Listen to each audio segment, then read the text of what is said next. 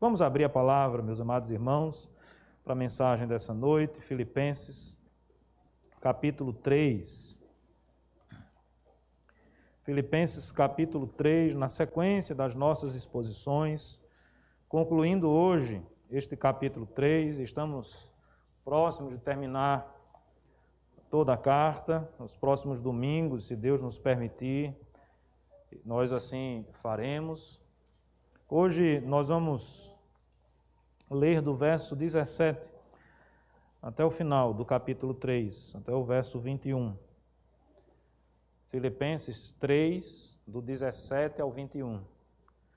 Diz assim: Irmãos, sejam meus imitadores e observem os que vivem segundo o exemplo que temos dado a vocês.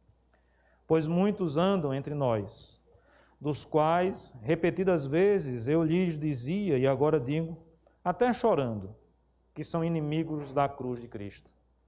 O destino deles é a perdição. O Deus deles é o ventre. E a glória deles está naquilo de que deviam se envergonhar, visto que só pensam nas coisas terrenas. Pois a nossa pátria está nos céus, de onde também aguardamos o Salvador, o Senhor Jesus Cristo, o qual transformará o nosso corpo de humilhação, para ser igual ao corpo da sua glória, segundo a eficácia do poder que ele tem de até subordinar a si todas as coisas. Amém e amém. Que Deus aplique esta palavra no nosso coração. Vamos orar? Pedir ao presbítero Jorge que nos eleve a Deus em oração nesse momento, pedindo a graça do Senhor sobre a mensagem, sobre as nossas vidas. Grande Deus, santo e soberano, Senhor, vimos a tua presença neste momento e pedimos a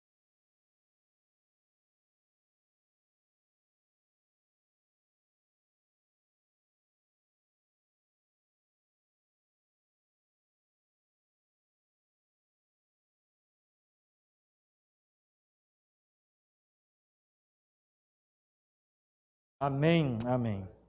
Meus amados irmãos, o apóstolo Paulo, inspirado pelo Espírito Santo do Senhor, preso nas agruras dos grilhões da cadeia, respirando ameaças de morte, escreve esta carta aos irmãos ali em Filipos, uma igreja que foi por ele fundada.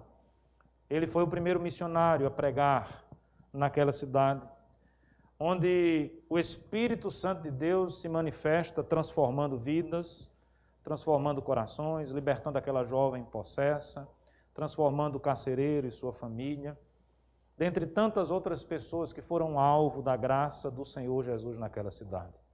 E ele escreve essa carta animando aqueles irmãos. Ele escreve essa carta orientando aquela igreja. Ele escreve essa carta para reafirmar verdades que aquela igreja, que aqueles irmãos precisavam ouvir. É interessante isso porque muitas vezes os textos que nós lemos da palavra de Deus, as mensagens que nós ouvimos, muitas coisas nós já sabemos. Mas como é importante, como é necessário que todos nós estejamos sempre em contato com a palavra de Deus, sendo lembrados e relembrados das suas verdades eternas para a nossa vida. Sabe por quê, irmãos? Porque o nosso coração ele é pecaminoso. A nossa natureza sempre vai tender a seguir um caminho que não é o melhor caminho. Tanto é que nos versículos anteriores, fruto, alvo das mensagens que fizemos, especificamente da mensagem do domingo passado, o apóstolo Paulo, inclusive, tem como propósito na sua vida sempre prosseguir para o alvo, entendendo que a perfeição precisa ser buscada, mesmo que não seja atingida nesta vida.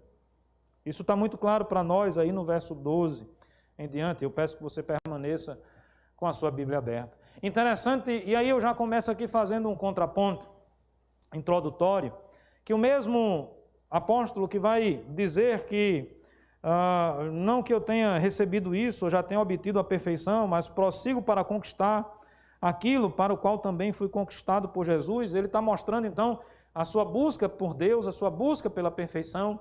Não é? Eu lembrei, inclusive, no domingo passado, daquele outro texto do apóstolo Paulo, que compara, lá de Coríntios, né, que compara a vida cristã a um atleta no ginásio, buscando atingir o alvo, né, correndo não como desferindo golpes no ar, mas tendo um objetivo de vida, tendo uma meta, esmurrando o próprio corpo, tendo disciplina. O mesmo autor, o mesmo apóstolo que vai falar, olha, eu ainda não achei a perfeição, mas eu estou buscando, eu ainda não atingi, mas é o desejo do meu coração. Aqui no versículo 17, pode até soar pretenso, mas não é pretensão do apóstolo Paulo. O que é que ele diz? Irmãos, sejam meus imitadores e observem os que vivem segundo o exemplo que temos dado a vocês. Então, o mesmo que disse que ainda não atingiu a perfeição está dizendo, olhem para mim.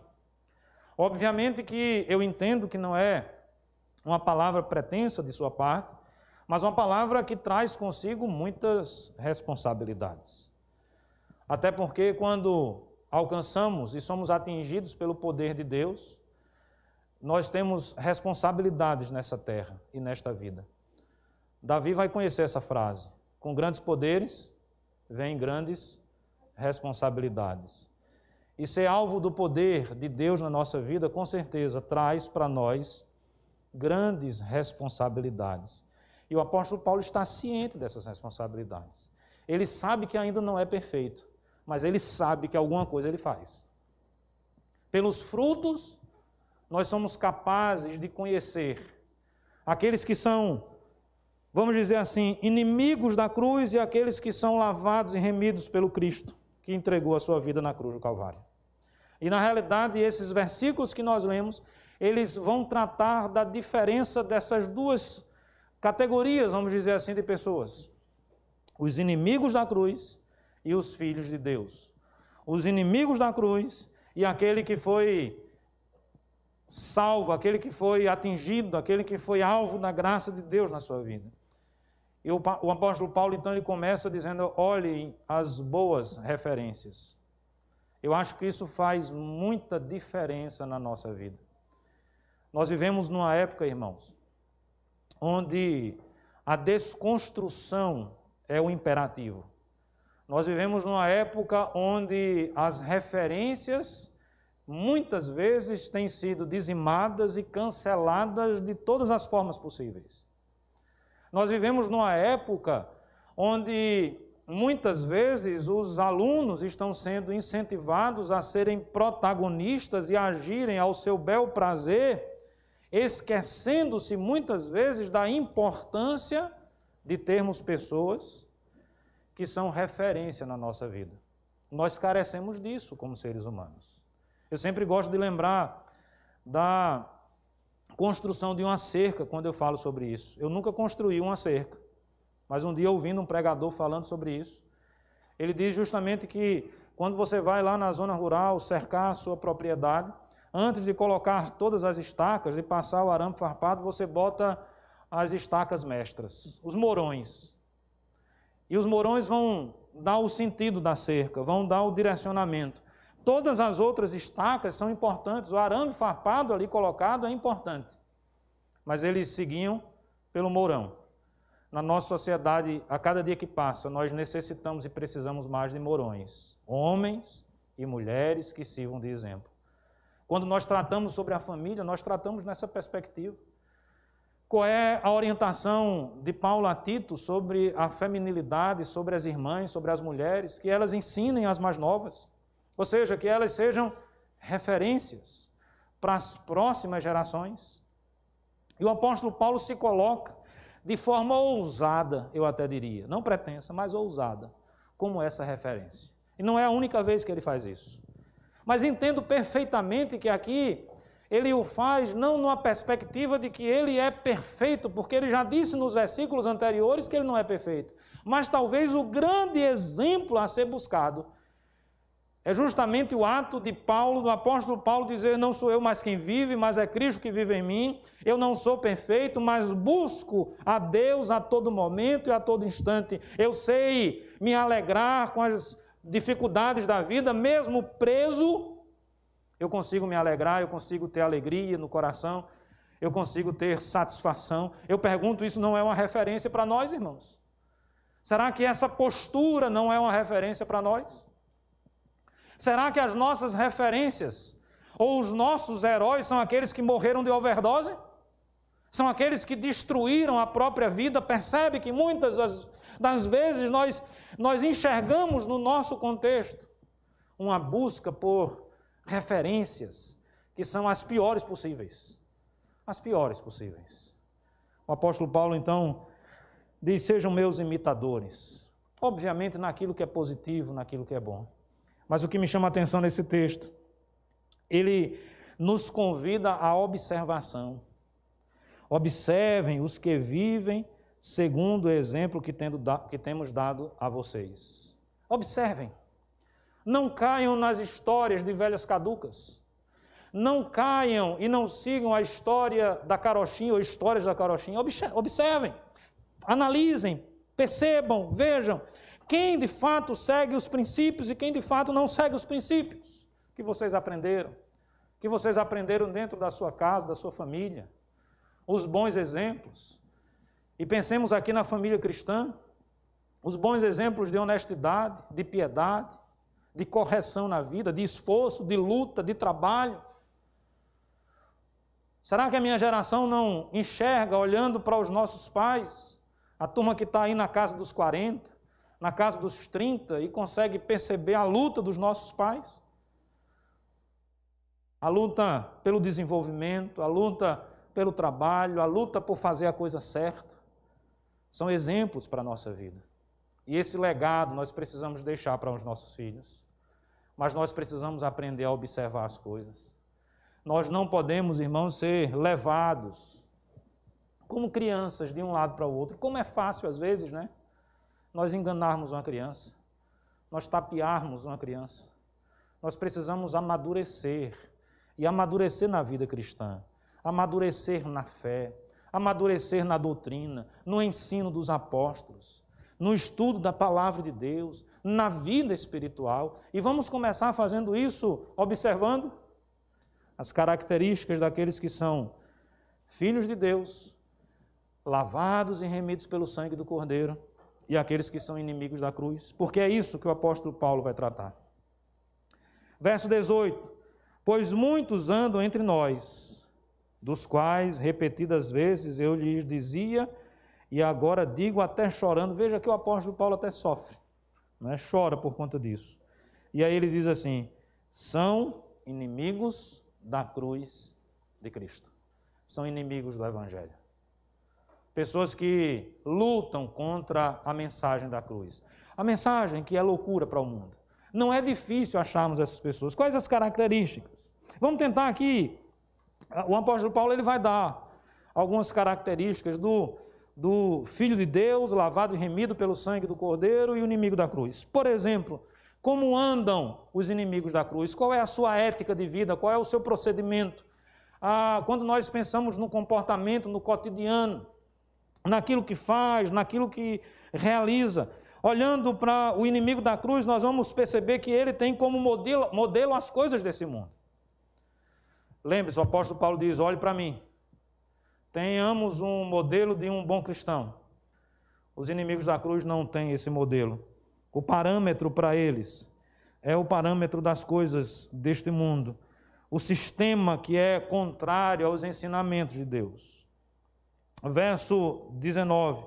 O destino deles é a perdição, o Deus dele é o ventre, e a glória deles está naquilo que deviam se envergonhar, visto que só pensam nas coisas terrenas.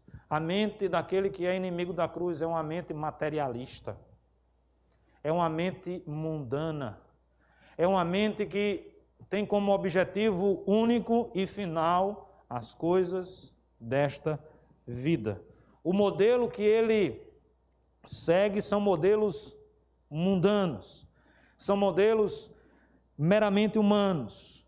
Esses modelos seguidos pelo inimigo da cruz são o parâmetro que eles vão usar tanto para a sua própria existência, como até mesmo para medir outras pessoas. O sistema que eles adotam é o sistema contrário à palavra de Deus.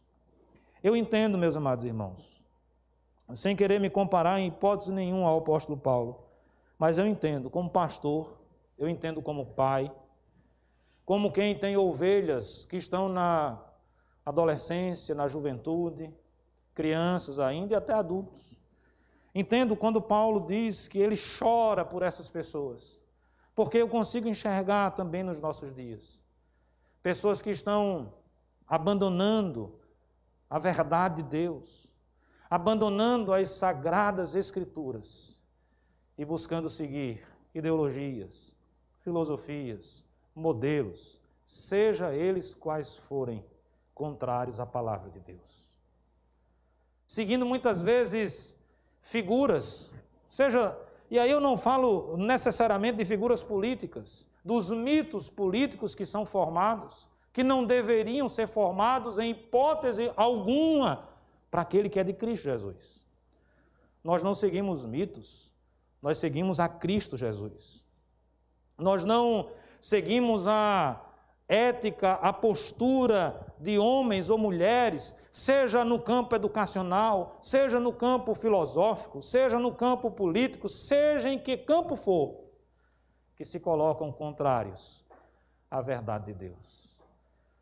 Mas, meus amados irmãos, eu tenho, a cada dia que passa, estado convencido que nós hoje vivemos uma luta cultural muito forte nesse aspecto. O presbítero Henrique postou no grupo do conselho, eu não lembro agora se ele colocou no grupo da igreja, um vídeo daquele coral lá da Califórnia, né?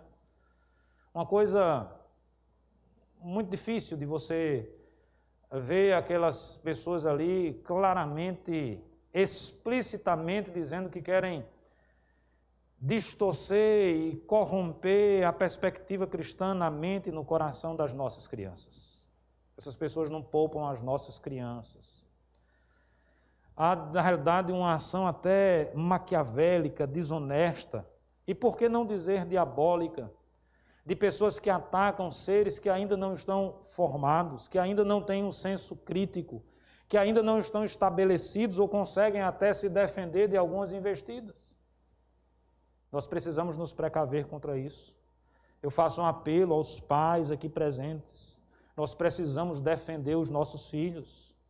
Nós precisamos conhecer essas ideologias nefastas que têm destruído a mente e o coração das nossas crianças, dos nossos adolescentes, dos nossos jovens. Se existe algo que caracteriza alguém que é inimigo da cruz, é que ela vive e tem como modelo as coisas desse mundo, pessoas que são deste mundo e contrárias aos ensinamentos do Senhor e Salvador Jesus Cristo. Obviamente que isso sempre existiu. No tempo do Senhor Jesus existia. Tanto é que eu estou lendo aqui uma carta do primeiro século. Os inimigos do Evangelho sempre existiu e sempre existirão. Mas nós precisamos estar atentos. Lembre-se da Epístola de Judas, nós precisamos defender o verdadeiro Evangelho. O nosso Deus nos convoca e nos convida não apenas para crer no Evangelho, mas Ele também nos convoca e nos convida a defender esse Evangelho. Como é que nós vamos defender esse Evangelho? Pregando. Pregando a verdade em amor, mas estabelecendo de forma muito clara aquilo que nós acreditamos. Uma das características a respeito desse modo, da forma como anda, para que a gente identifique aquele que é inimigo da cruz, é que essa pessoa, com certeza, ela vai seguir os modelos desse mundo. Entenda aqui, quando eu falo deste mundo, como todo e qualquer modelo que é contrário à palavra de Deus. Que não deve ter o nosso respeito, que não deve ter o nosso amor, que não deve ter a nossa devoção. Não ameis as coisas deste mundo. As coisas que vêm deste mundo, elas não têm a sua origem em Deus. Nós não devemos devotar a nossa vida, nós não devemos ter as concupiscências da nossa carne, né? Os desejos da nossa carne, do nosso olhar, a soberba da vida como sendo aquilo que de fato vai guiar os nossos dias, o nosso destino e a nossa mente. E aí, num contraponto, o que segue então como modelo de vida? Aquele que é filho de Deus, aquele que é contado entre os crentes, entre os cristãos, entre aqueles que foram lavados e remidos pelo sangue do Cordeiro. Será que nós temos modelo? Sim. Nós temos modelo. O nosso modelo, meus amados irmãos, é Cristo. Na realidade, quando os cristãos são chamados pela primeira vez de cristãos, o são porque estavam seguindo a Cristo. Se nós queremos nos achar dignos de sermos chamados, contados, identificados como cristãos, nós precisamos ter como modelo da nossa vida o Senhor e Salvador Jesus Cristo. Ele é o nosso Salvador. Ele é a razão da nossa existência. Ele é o Verbo que se fez carne, o Deus que tabernaculou entre nós, mas Ele é o Senhor da nossa vida. É a Ele que nós devemos o louvor, a adoração, a devoção do nosso coração. Ele é o exemplo a ser seguido. Se alguém lhe perguntar, pastor, qual é o grande exemplo de masculinidade? É Cristo Jesus. Qual é o grande exemplo de pedagogo? É Cristo Jesus. Qual é o grande exemplo de ser humano em todas e quaisquer áreas que nós possamos imaginar ou pensar? É Jesus Cristo. Nós não temos outro modelo que se compare a Ele.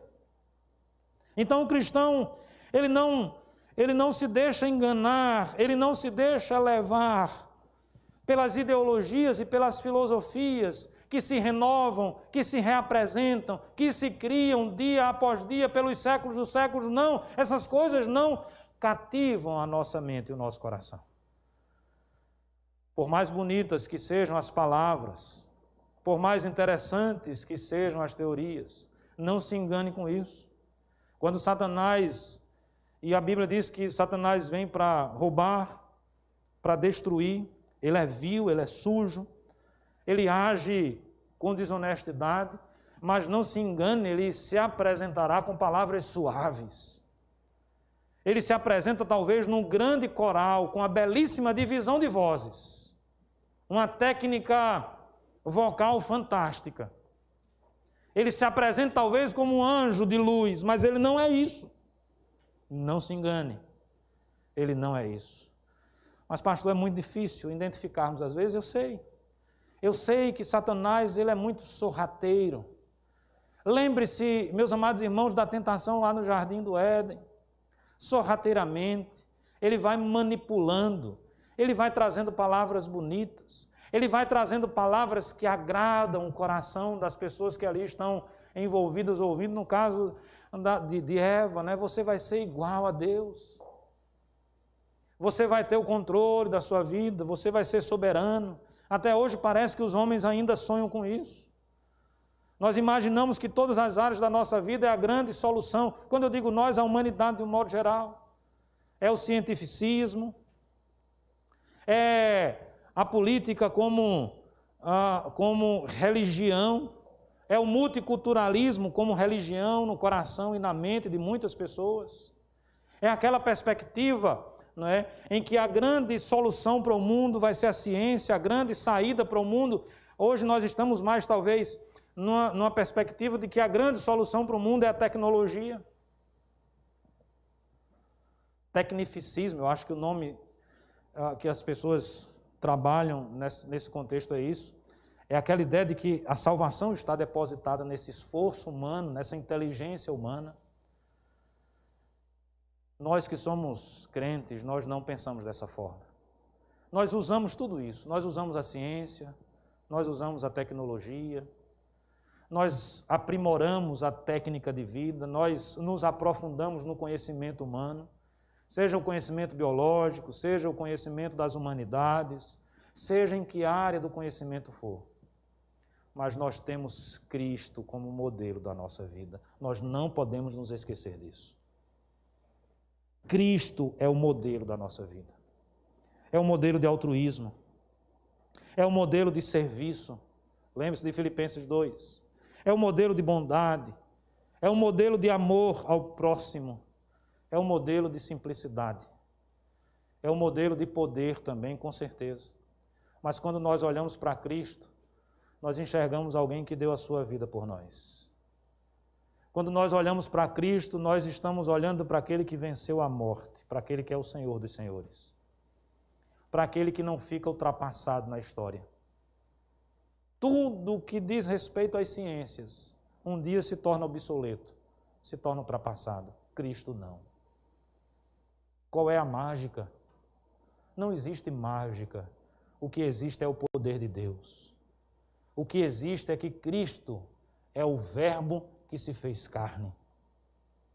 É aquele que criou todas as coisas, que era desde o princípio, que é e que continuará sendo por toda a eternidade. Ele é o Alfa, ele é o Ômega. Se existe algo que caracteriza aquele que é lavado e remido pelo sangue do Cordeiro, é que Cristo é o nosso modelo. Qual o modelo para a sua vida? Quais os modelos que você segue? Quais aquelas pessoas, né? Aquele discurso, aquela mente que você tem como o grande exemplo da sua vida. É interessante que nessa sociedade líquida e rasa que nós vivemos, e as redes sociais são um exemplo bem claro do que nós experimentamos enquanto sociedade, é bonito, né? Falar, né? Ou escrever lá, ou repostar mensagens de Mahatma Gandhi, Friedrich Nietzsche, seja lá de que pensador for. E parece que se nós falarmos a respeito de Jesus, a gente causa um incômodo. Parece que citar a Bíblia é como se nós estivéssemos citando aquilo que é mais deletério na mente e no coração de muitas pessoas. Eu entendo que aqueles que não são amigos da cruz, são inimigos da cruz de Cristo, inimigos da mensagem do Evangelho, se incomodam, e se incomodam mesmo. O que é que nós vamos fazer? Nós vamos continuar pregando. E se o governo proibir, a gente vai desobedecer. E se a perseguição vier, nós vamos continuar pregando. E se aprouver a Deus que nós sejamos mortos, porque pregamos o Evangelho, louvado seja o nome do Senhor por isso. Mas nós não podemos agir diferente, porque o nosso exemplo é o exemplo de Cristo, aquele que deu a sua vida por nós. Uma outra coisa que nós aprendemos, o texto diz que o Deus, volta aí para o verso 19, o apóstolo Paulo falando desses inimigos da cruz, ele diz assim, o Deus deles é o ventre. Ou seja, eles têm os prazeres carnais, o ventre aqui é a glutonaria, o prazer carnal, a satisfação daquilo que o dinheiro pode comprar. O Deus deles é o ventre. A glória deles está naquilo de que deviam se envergonhar, visto que só pensam nas coisas terrenas. A glória é a glória deste mundo. Os prazeres são os prazeres carnais, são os desejos, né? São as concupiscências. Aquilo que ocupa a mente do inimigo da cruz são as coisas desse mundo. Cuidado! Avalie o seu coração e avalie a sua mente. Pense, por exemplo, numa perspectiva de tempo sobre a sua vida. Aonde você deposita o horário nobre da sua existência? Nas coisas desse mundo? De que forma você tem raciocinado na sua existência sobre apenas as coisas desse mundo? O que mais traz alegria ao seu coração? Apenas as coisas deste mundo? Será que nós não estamos perdendo, meus amados irmãos? Nós precisamos refletir sobre isso. Aquela alegria que o salmista dizia, alegrei-me quando me disseram, vamos à casa do Senhor. Será que nós não estamos, e isso talvez tenha passado desapercebido na nossa vida, nos apegando tanto às coisas desse mundo, que nós estamos deixando de perceber, de lembrar ou de acreditar que mais vale um dia nos átrios do Senhor do que 1000 dias nas tendas da perversidade? Quando foi que nós começamos a perder essa guerra, perder essa batalha? Eu sei que o inimigo é voraz, que o inimigo é sujo.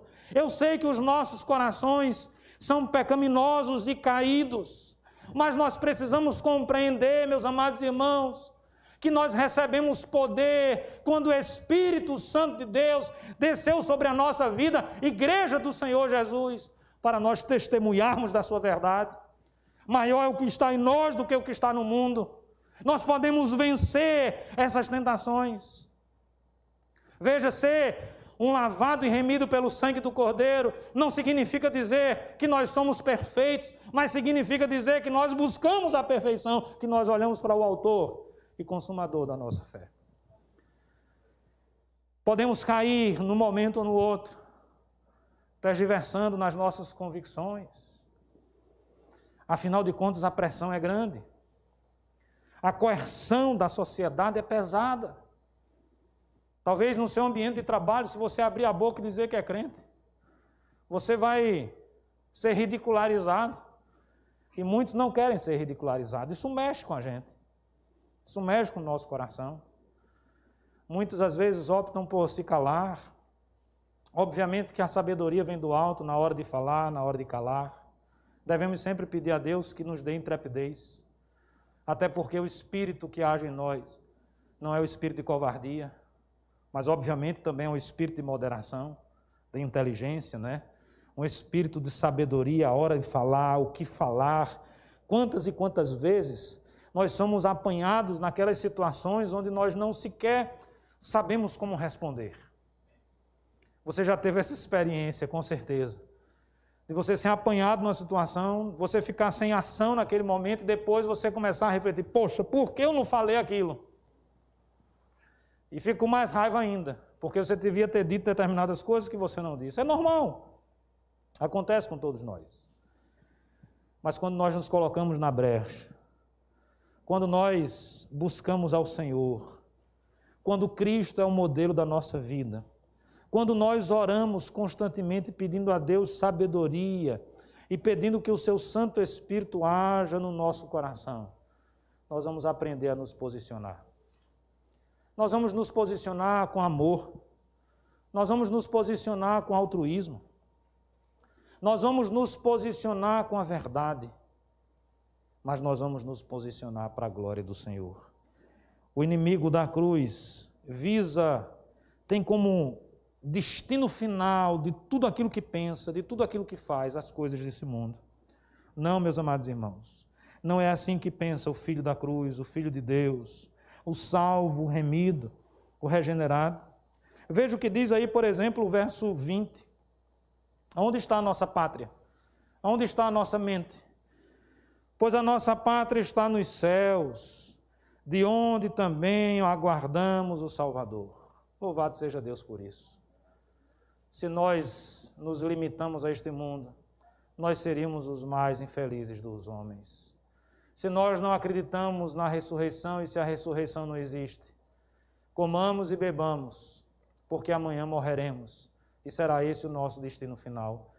Mas nós não acreditamos nessa forma. Nós não pensamos dessa maneira. O cristão, o servo de Deus, aquele que foi lavado pelo sangue do Cordeiro, Deus é o Senhor da sua vida. Ele pensa de forma transcendente. Ele vai além do materialismo. Ele vai além desse material, dessa vida, dessa existência. Ele tem o seu Deus como Todo-Poderoso. Ele tem o seu Deus como o Senhor dos exércitos. Ele tem o seu Deus como sendo aquele que é soberano. Soberano e Senhor das nossas vidas. De modo, meus amados irmãos, que do ponto de vista de quem é o nosso Deus é o Todo-Poderoso. O Deus dos inimigos da cruz é o seu próprio ventre. O Deus dos inimigos da cruz é a sua própria satisfação. O Deus dos inimigos da cruz é a satisfação dos seus desejos. Eles vivem para eles mesmos. Eles são um fim em si mesmos.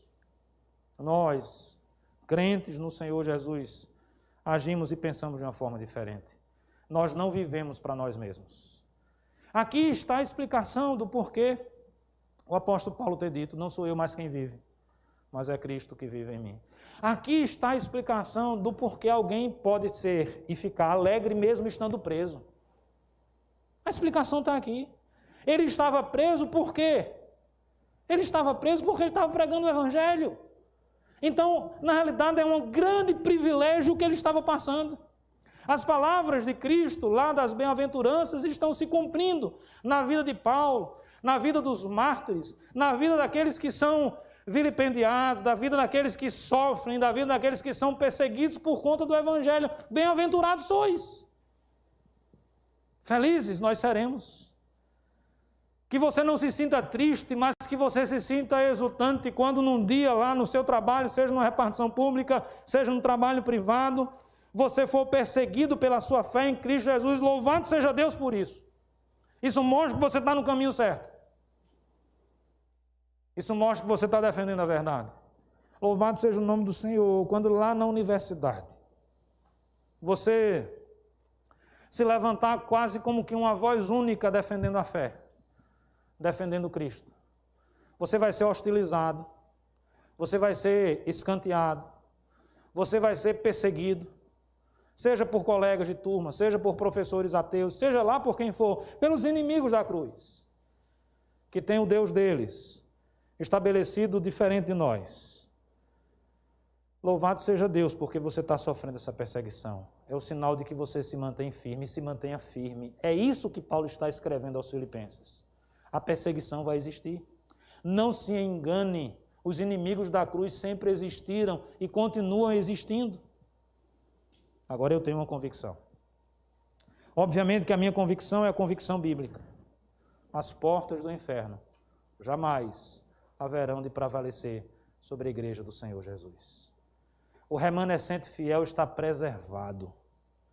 Agora a ação de Satanás é tão feroz, é tão terrível que, se possível fosse, até os eleitos seriam enganados. Por que não é possível? Porque nada nos separa do amor de Cristo. Não há o que possa nos separar do amor de Cristo.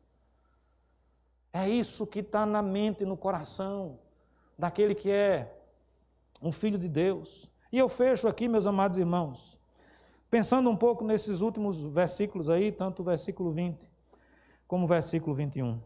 Porque aí nós não falamos agora do modo de vida do inimigo da cruz e do servo de Deus.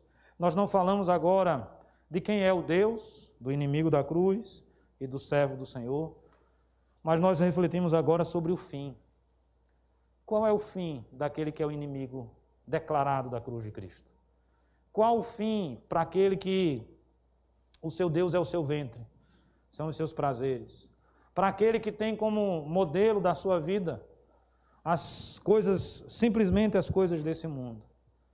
O texto continua, não é? No verso 20, dizendo: pois a nossa pátria está nos céus, de onde também aguardamos o Salvador, o Senhor Jesus Cristo, o qual transformará o nosso corpo de humilhação para ser igual ao corpo da sua glória, segundo a eficácia do poder que ele tem, de até subordinar-se todas as coisas.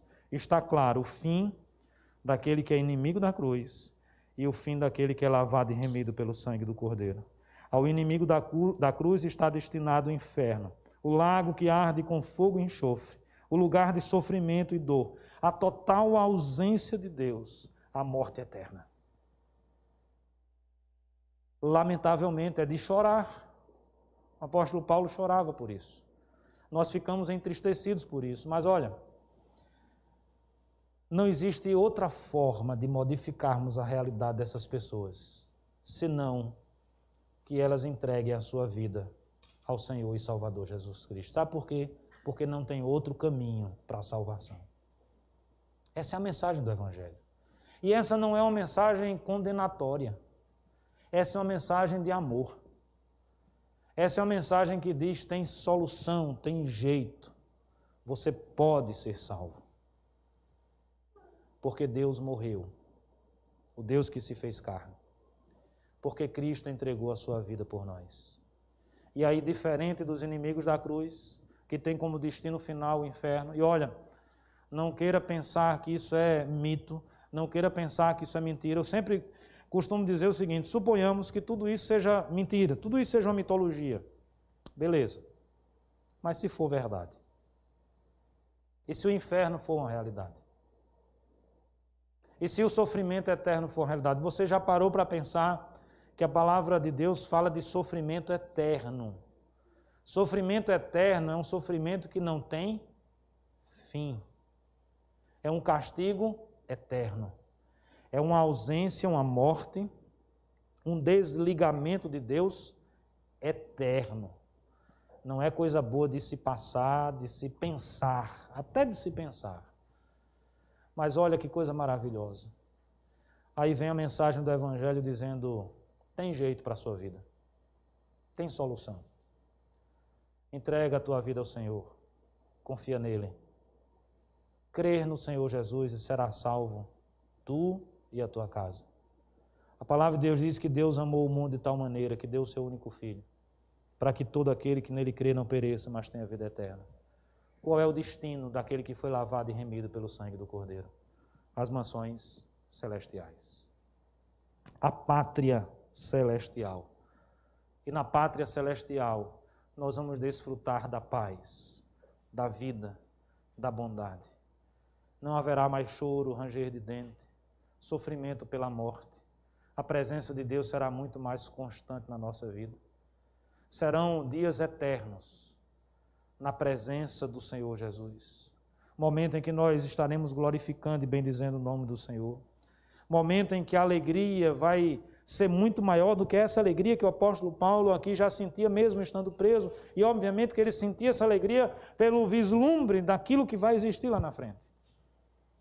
Mas agora não é mais um vislumbre. Agora não é mais uma projeção para o futuro. Veja, irmãos, hoje nós já podemos nos alegrar com essa verdade da salvação. Se hoje eu sou salvo, eu já posso sentir alegria na salvação. O peso da condenação não existe sobre a minha vida. Eu tenho convicção de que nenhuma condenação há para aqueles que estão em Cristo Jesus, para aqueles que foram lavados pelo sangue do Cordeiro. Mas a alegria que nós sentimos hoje não é absolutamente nada se compararmos à realidade, aquilo que nós vamos experimentar quando estivermos na presença do nosso Deus. Os irmãos já imaginaram o Senhor Jesus descendo sobre essa terra, os anjos tocando as trombetas, as hostes celestiais louvando e bendizendo o nome do Cordeiro, a igreja sendo restaurada, aqueles que morreram tendo os seus corpos ressuscitados e transformados de forma definitiva, de forma plena, um momento de louvor, um momento de júbilo, um momento de alegria, um momento em que nós vamos reencontrar aqueles nossos familiares que morreram em Cristo Jesus, um momento em que não vamos usar mais máscaras, um momento em que poderemos abraçar as pessoas, um momento em que um vírus não será mais terrível, é um momento de júbilo, de alegria eterna. Não é isso que você quer para a sua vida? Então entregue a sua vida nas mãos do Senhor Jesus. É Ele quem pode realizar, é Ele quem pode executar isso. As coisas desse mundo são passageiras, não valem a pena, meus amados irmãos. Os inimigos da cruz dedicam muito tempo a essas coisas fúteis, a esse materialismo vazio.